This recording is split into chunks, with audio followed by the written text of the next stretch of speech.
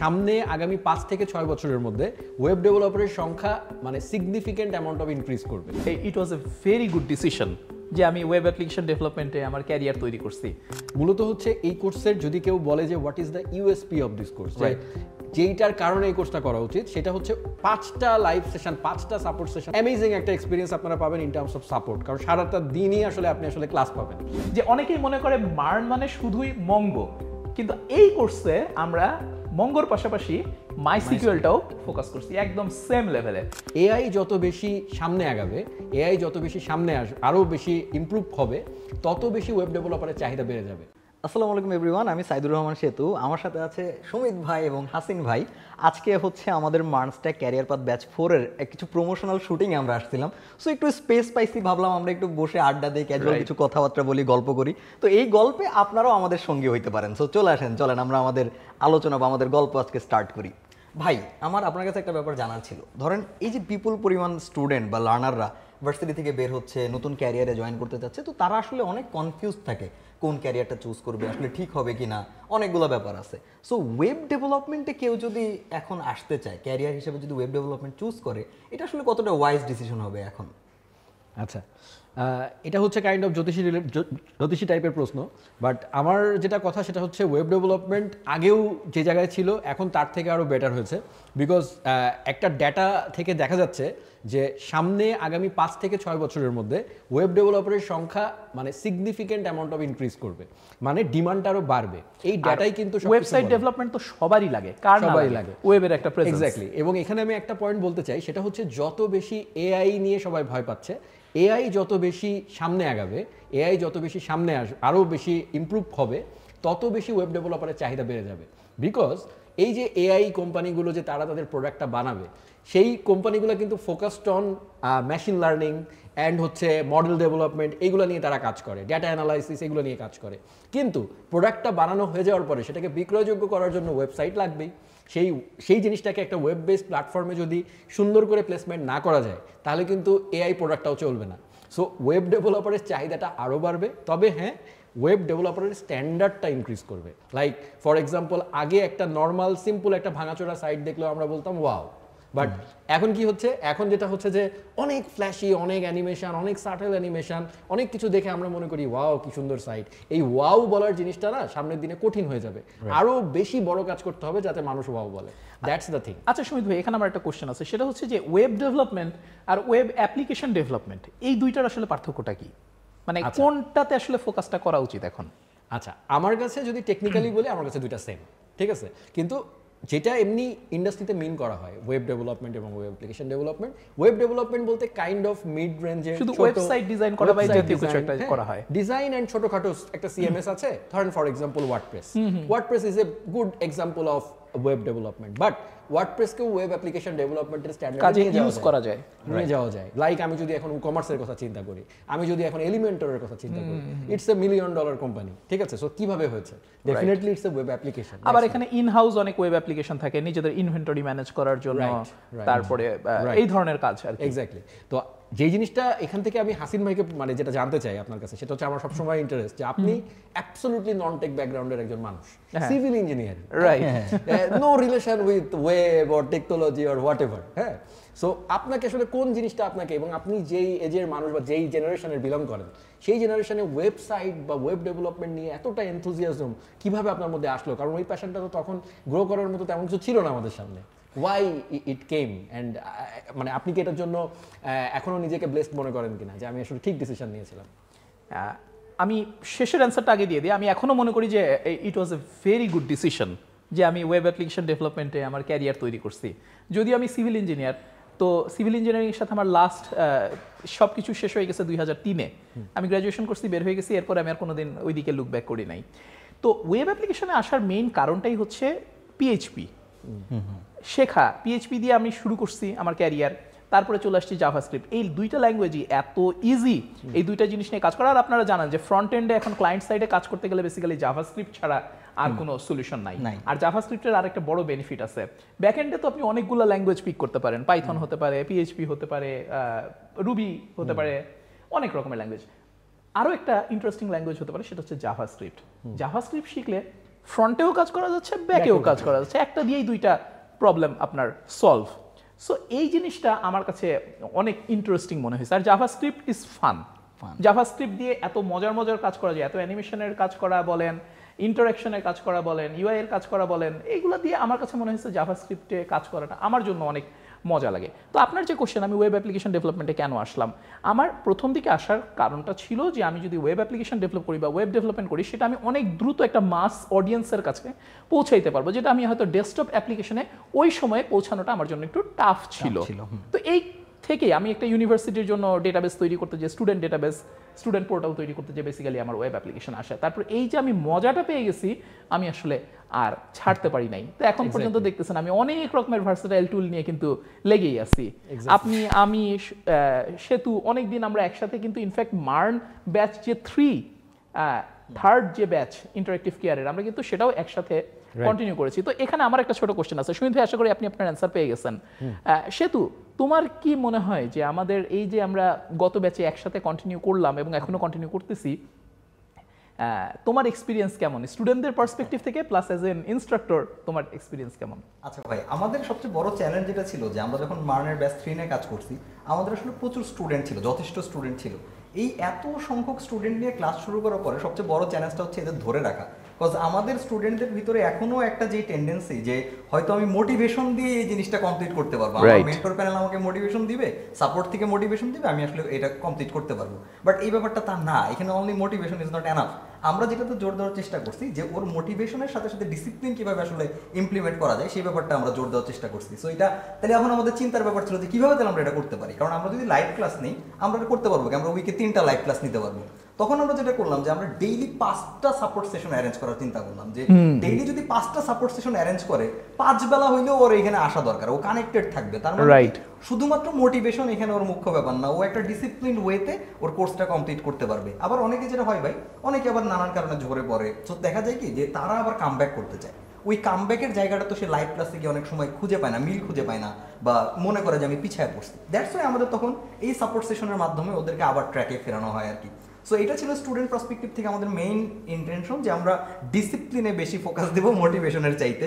আর আমাদের mentor panel থেকে যেটা ছিল যে মানে খুবই একটা, আমরা যখন এই কোর্সটা প্রথম ব্যাচটি লঞ্চ করি, যেটা বেশি তোমার মনে আছে আমরা কতবার বসছি একসাথে কোর্স কারিকুলামটা সেট আপ করার জন্য, যে কোনো কিছু যাতে মিস না হয়ে যায়। এখানে একটা ইস্যু যেটা ছিল যে বেশি হাই প্রোফাইল মেন্টর, এটাতে আসলে সমস্যা হবে কিনা, এই যে একটা ব্যাপার যে বেশি হইলে আবার সমস্যা কিনা। বাট এই জায়গাটাতে যে একটা ব্যালেন্সের যে বিষয়টা, আমাদের কোঅর্ডিনেশনটা, আমরা যে মাল্টিপল টাইম মিটিং করে একটা কোঅর্ডিনেট সিস্টেম আমরা দাঁড় করাইতে পারছি, যে আমরা কে কোনটা নিব, উই নো দ্যাট, যে আমাদের কার কোনটা পোরশন, কে কিভাবে আমরা কাজ করব। বাট তারপরেও আমার কাছে যেটা মনে হয় যে প্রত্যেকটা এরকম ক্যারিয়ার পাথেই ভাই আসলে মেন্টর প্যানেল থেকেও শেখার অনেক কিছু আছে, নতুন ইমপ্লিমেন্ট করার অনেক কিছু আছে, সেইটা হোপফুলি আমরা ব্যাচ করে ইমপ্লিমেন্ট ডেফিনেটলি করার ট্রাই করব। এক্স্যাক্টলি, আমি এখানে একটা জিনিস অ্যাড করতে চাই, সেটা হচ্ছে সাপোর্ট সেশনটা নিয়ে। মূলত হচ্ছে এই কোর্সের যদি কেউ বলে যে what is the USP of this course, যেইটার কারণে এই কোর্সটা করা উচিত, সেটা হচ্ছে যেটা অন্যান্য চারপাশে মার্কেটে আদার কোর্সেস আছে সবারই ভালো সাপোর্ট আছে, প্রত্যেকে তার নিজ নিজ জায়গা থেকে সাপোর্ট দিচ্ছে। বাট এই কোর্সে আমি যেটা এসে দেখলাম যে মানে 5টা লাইভ সেশন, 5টা সাপোর্ট সেশন, আর সুমন ভাইয়ের সাপোর্ট এবং ইফতেখার ভাইয়ের সাপোর্ট, এক্সটেনসিভ সাপোর্ট, যতক্ষণ পর্যন্ত সাপোর্টের কোশ্চেন চলছে ততক্ষণ পর্যন্ত উনি দিয়েই যাচ্ছে উত্তর, হ্যাঁ নন স্টপ দিয়েই যাচ্ছে, পার্সোনাল লেভেলের প্রবলেমও সলভ করছে। সো অ্যামেজিং একটা এক্সপিরিয়েন্স আপনারা পাবেন ইন টার্মস অফ সাপোর্ট, কারণ সারাটা দিনই আসলে আপনি আসলে ক্লাস পাবেন। হ্যাঁ, সো ডেফিনেটলি এখান থেকে একটা প্রশ্নও আসে, সেটা হচ্ছে যে আমি কি এত নিতে পারবো কিনা। হ্যাঁ, আপনি যতটুকু নিতে পারবেন, হ্যাঁ যতটুকু আপনি ম্যাক্সিমাইজ করতে পারবেন, সেটাই আপনার জন্য বেনিফিট। আর আপনি যদি কোনো জায়গায় আটকে গিয়ে একটু রেস্টও নিতে চান, আপনি অ্যালোন ফিল করবেন না, বিকজ আপনার মতো আরও অনেকে আছে যারা সাপোর্ট সেশনে আবার আপনার মতো ফাঁকি দিয়ে চলে আসছে, যে ভাই আমি তো ফাঁকি দিয়েছিলাম, আমাকে একটু হেল্প করেন, সেই গাইডটাও এখানে দেওয়া হয়। এবং এই যে 5 বেলা ভাই যে সাপোর্ট সেশন, এমন কিন্তু ম্যান্ডেটরি না যে একটা স্টুডেন্টের 5 বেলায় জয়েন করতে হবে। ও যদি মনে করে যে না আমার অনলি লাইভ ক্লাস দিয়ে আমার কমপ্লিট হয়ে যেতেছে, ওইখানে আমি সব বুঝে যেতেছি, তার সাপোর্ট সেশন দরকার নাই। সাপোর্ট সেশন হচ্ছে তাদের জন্য যাদের ওটা দরকার, সো এটা ম্যান্ডেটরি না। বাট ব্যাপারটা যা লাগবে সেও একদম মানে বাদ পড়লো না। সো আবার ম্যান্ডেটরি জব হোল্ডার থাকেন, অনেকে জব হোল্ডার থাকেন, তারা হয়তো সারা দিনে জবে ব্যস্ত থাকেন, তারা হয়তো রাতে এসে সাপোর্ট সেন্টার মানে একটা ক্লাস হয়তো মিস হয়ে গেছে, পরের দিন তারা হয়তো ডে সেশনটা মিস করেছেন, তখন তারা রাতে জয়েন করেন। সো এই জিনিসটা চিন্তা করেও রাখা হয়েছে জিনিসটা, রাইট। সো ম্যান্ডেটরি না হলেও খুবই সিগনিফিকেন্ট একটা ফিচার আর কি, যেটা আসলে আমরা চাইলে হয়তো কাজে লাগাইতে পারবো, আমাদের স্টুডেন্টরা কাজে লাগাইতে পারবে। রাইট। আমাদের এই কোর্সটা কিন্তু ফুল স্ট্যাক কোর্স, তাই না? Right. আমরা এখানে ফ্রন্ট এন্ড শিখাচ্ছি, ব্যাক এন্ড শিখাচ্ছি, আবার ডেটাবেসের ক্ষেত্রেও ফোকাস করতেছি, তাই না? তো সেতু তুমি যদি এই টুলগুলা নিয়ে একটু ফোকাস করো, হাইলাইট করো যে আমরা আসলে কি কি শিখাবো। হ্যাঁ ভাই, আমরা আসলে অনেক টুলই শিখাচ্ছি এবং অনেক আমরা ফ্রেমওয়ার্ক বলি, লাইব্রেরি বলি, অনেক কিছু আমরা এক্সপ্লোর করানোর চেষ্টা করতেছি। এখন স্পেসিফিক্যালি আমরা ফ্রন্ট এন্ডে যেমন বলতেছি, আমরা রিয়্যাক্টে আমরা ফোকাস করতেছি সবচেয়ে বেশি ফ্রন্ট এন্ডে, core JavaScript plus React, right. এবং আমরা ব্যাক এন্ডের জন্য নোড.জেএস, এক্সপ্রেস, মঙ্গো, এই পুরো ইকোসিস্টেমটা আমরা হচ্ছে এক্সপ্লোর করব। এখন এর সাথে আমরা এইবার আপনি বোধহয় একটা নতুন জিনিস এখানে আমাদের চমক হিসেবে রাখতেছেন, সেটা হচ্ছে অ্যাস্ট্রো.জেএস, স্ট্যাটিক সাইট জেনারেশনের জন্য, জেনারেট করার জন্য। এবং খেয়াল করো সুমিত ভাই, আপনি বোধহয় খেয়াল করছেন যে আমি শুরুতে একটা প্রপোজাল দিছিলাম যে এম এর উপর একটা স্কয়ার দেওয়ার জন্য, যে অনেকেই মনে করে মার্ন মানে শুধুই মঙ্গো, কিন্তু এই কোর্সে আমরা মঙ্গোর পাশাপাশি মাইসিকিউএলটাও ফোকাস করছি একদম সেম লেভেলে। কারণ একজন web application developer, full stack developer, তার আসলে নন রিলেশনাল ডেটাবেস সিস্টেম এবং মানে NoSQL এবং SQL দুটাই আসলে জানা উচিত। কি বলেন সুমিত ভাই? Absolutely it was a very good decision. এবং ফুল স্ট্যাক যে ডিমান্ড করা হয়, ফুল স্ট্যাক শব্দটা কিন্তু খুবই, মানে এটা নিয়ে বিতর্ক আছে আর কি, যে কখন কে কাকে ফুল স্ট্যাক মনে করে। সো আমি এখনো আমাকে 100% ফুল স্ট্যাক মনে করি না, হয়তো মরার আগে কিছুটা আরেকটু অগ্রসর হব। সো অনেকে আবার এটাও বলে ফুল স্ট্যাক মানে নো স্ট্যাক, ঠিক আছে? সো এরকমও আছে, মানে jack of all trades, but actually matter করে। হ্যাঁ, ফুল স্ট্যাক বলতে আসলে যে জিনিসটা মিন করা হয় সেটা হচ্ছে যে একজন মানুষের টপ অফ লাইনের সবকিছু সম্পর্কে আইডিয়া আছে।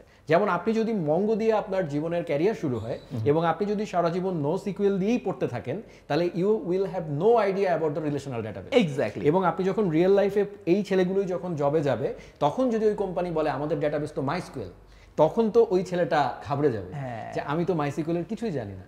হ্যাঁ, সো এই কারণে তাকে একটা রিলেশনাল ডাটাবেসের কনসেপ্ট দিয়ে দেওয়া, সো দ্যাট ওই জায়গাটা থেকে সে যেন শুরু করতে পারে তার ফার্দার অ্যাডভান্স লার্নিং। বিকজ তাকে আমরা ডকুমেন্টেশন পড়া বা ওইটার থেকে শেখা, ফার্দার অ্যাডভান্স টিউটোরিয়ালে যাওয়ার যে ক্যাপাসিটিটা, ওইটা আমরা তৈরি করে দিব। রাইট। এবং এই জায়গা থেকেই সম্ভবত হাসিন ভাই এবারে আবার আরেকটা ইনোভেশন নিয়ে আসছেন, সেটা হচ্ছে অ্যাস্ট্রো। হ্যাঁ। তো এখানেও আমি যেটা বলতে চাই সেটা হচ্ছে যে আমরা তো মার্ন নিয়ে বলছি, but it's actually a JavaScript course, JavaScript based web development. Right, full stack. যেমন দেখেন রেডিসও কিন্তু আমাদের কোর্সের মধ্যে আছে।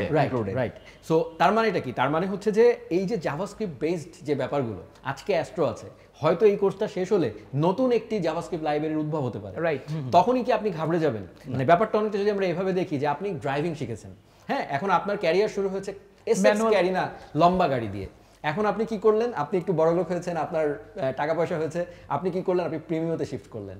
তার মানে কি আপনি এখন আরেকবার ড্রাইভিং টিচারের কাছে যে বলবেন ভাই এবার প্রিমিও চালানো শেখাও, তারপরে আপনি প্রিমিও থেকে হোন্ডায় গেলেন, তখন কি আপনি গিয়ে আবার গিয়ে বলবেন ভাই আমি তো প্রিমিও শিখেছি, আমাকে হোন্ডা শেখাও? It's not possible. You have to know the driving skill. So সেটা হচ্ছে জাভাস্ক্রিপ্ট।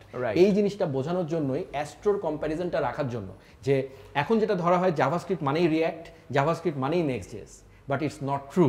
অ্যাকচুয়ালি জাভাস্ক্রিপ্টের আরো অসংখ্য হাত আছে। সো এই কারণে এই ডিফ্যাক্টো স্ট্যান্ডার্ড থেকে বের হয়ে আসার জন্য আমরা আরেকটা ফ্রেমওয়ার্কের উদ্ভব করেছি, যেন আপনি কম্পেয়ার করতে পারেন যে this is React, this is Astro, similarity is JavaScript. ও এবার বুঝতে পারছি কানেক্ট আছে। এবং জাভাস্ক্রিপ্টকে যে কত ভার্সেটাইল ভাবে ইউজ করা যায়, আপনি এই জাভাস্ক্রিপ্ট ইউজ করে ডাইনামিক, যেমন রিয়্যাক্ট হতে পারে, ভিউ হতে পারে, এরকম ডাইনামিক একটা অ্যাপ্লিকেশন তৈরি করতে পারতেছেন। সেগুলো দিয়েই খুব ফাস্ট এবং পারফরমেন্ট স্ট্যাটিক সাইট জেনারেট করার জন্য এই যে অ্যাস্ট্রোর মতো চমৎকার একটা টুল ইউজ করতে পারতেছেন। আচ্ছা, টুলের কথাই যদি আসে, আপনাদের এভরিডে টুলের মধ্যে কোনগুলো ছাড়া আপনারা মনে করেন বাঁচতেই পারবেন না?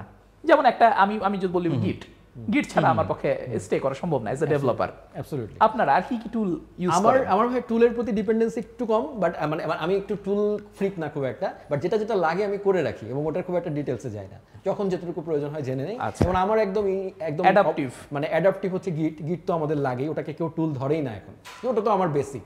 এখন আপনি পানি খান, এখন আপনি কি সব জায়গায় বলবেন যে আমি কিন্তু পানি আমার জীবনের একটা অঙ্গ?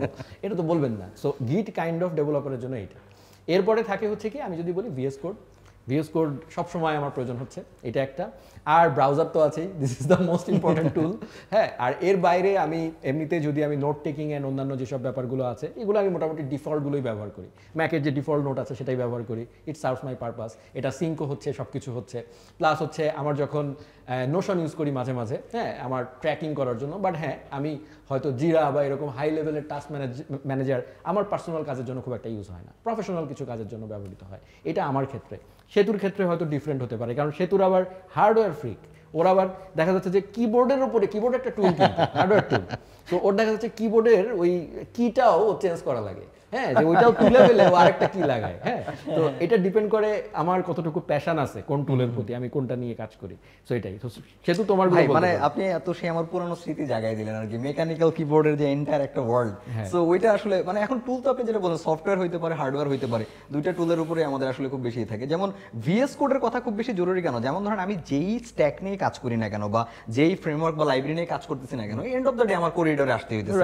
সো এটাতে আমার এফিশিয়েন্ট হওয়াটা খুবই জরুরি। এবং আমি থ্যাঙ্কস টু হাসিন ভাইয়ের একটা ব্রিলিয়ান্ট ইউটিউবে প্লেলিস্ট আছে যেখানে ভিএস কোডের অনেক কিছু খুঁটিনাটি সে দেখাইছে, পাওয়ার টিপসে দেখাইছে। সো ওইটা তো আমি মানে ফলো করে ওই পুরোটাই আমি রেডি করছি।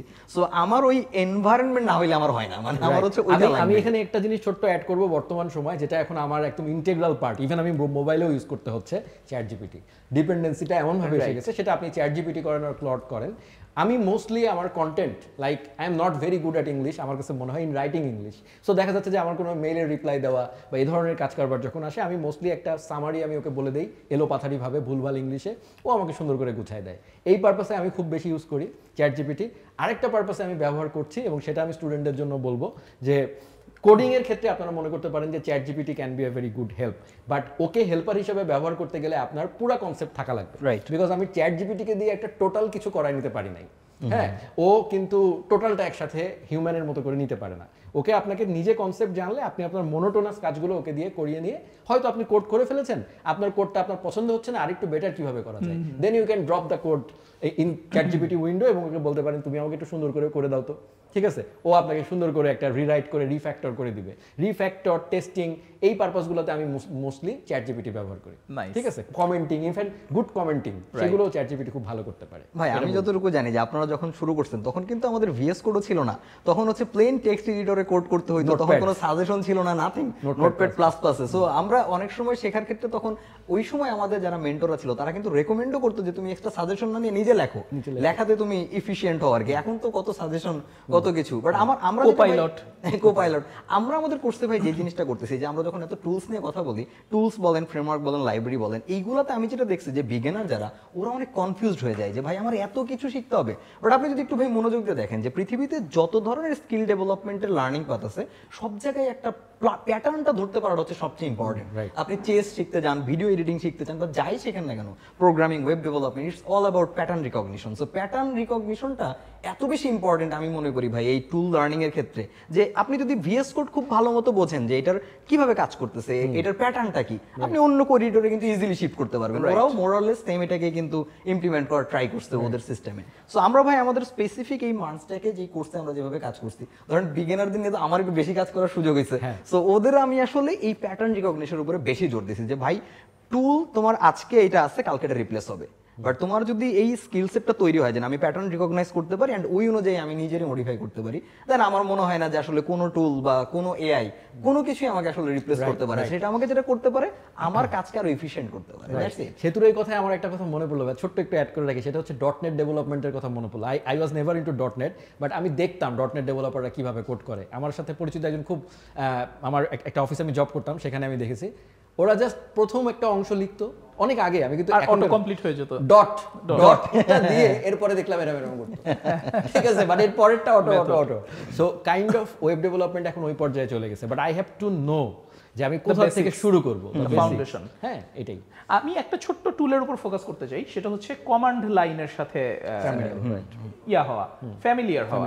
কারণ আলটিমেটলি ডে এন্ডে আপনি যেখানেই যান না কেন, সার্ভারে আপলোড করেন বা লোকালি বিল্ড করেন বা কোনো একটা টুল দিয়ে কোনো একটা কিছু জেনারেট করতে চান, সব কিছুই দেখবেন যে ওই জায়গাটায় আপনাকে কমান্ড লাইন ইউজ করতে হচ্ছে। এই যে ভিট যদি আপনি ইউজ করেন ফর এক্সাম্পল, তো এই কমান্ড লাইনের সাথে ফ্যামিলিয়ার হওয়াটা খুব ইম্পর্টেন্ট। আমরা এই কোর্সে বা যে কোনো কোর্সে যখন মাল্টিপল ইনস্ট্রাক্টর থাকে, একটা সুবিধা হয় যে এক একজন ইনস্ট্রাক্টরদের প্রেফার্ড কিছু টুল থাকে, হ্যাঁ। তো আপনারা দেখবেন যে ওই ইনস্ট্রাক্টর যখন ক্লাসগুলো নিচ্ছে তখন তিনি তার ওই টুলগুলো সম্পর্কে আপনাদেরকে ফ্যামিলিয়ার করানোর চেষ্টা করছেন বা ওগুলোর বেনিফিটগুলো বলার চেষ্টা করছেন। এইগুলো কিন্তু অনেক বড় একটা লার্নিং, ঠিক আছে, আমাদের জন্য। এইগুলো আমরা যদি মানে না এক্সপিরিয়েন্স করি তাহলে আসলে বলে বোঝানোর মতো না। এখানে একটা ছোট্ট টিপ দিয়ে দেওয়া দরকার ভাই, মানে আপনার আপনার যে পছন্দের মেন্টর সে ভিএস কোডে কোন থিম ব্যবহার করতেছে, এটার যেহেতু ইম্পর্টেন্ট সে ভিএস কোড কিভাবে ব্যবহার করতেছে এটাতে বেশি ফোকাস দেওয়া উচিত। সবার বেসিক কনসার্ন এই জন্য ভাই আমি এখন আর কোনো থিমই ব্যবহার করি না, একদম প্লেন থিম যে এটাই। Right, তো যদিও মানে সুমিত ভাইয়ের কিন্তু একটা নিজস্ব থিম আছে যেটা আসলে খুবই জোস, ইদানিং আমার ওইটাও ব্যবহার মানে করতে পারি না আমি, কারণ অনেক বেশি প্রশ্ন আসে বাট খুব theme নেই। ইম্পর্টেন্ট, খুব ইম্পর্টেন্ট। যাক, খুব ভালো একটা আড্ডা হলো আর কি আমাদের এইখানে ইয়ার ফাঁকে, শুটিং এর ফাঁকে। ইনশাল্লাহ সুযোগ পেলে আবার আমরা দেখা করব, এরকম আবার আড্ডা দিব, ঠিক আছে? অলরাইট, টাটা। Take care, Thank you. আল্লাহ হাফেজ, বাই।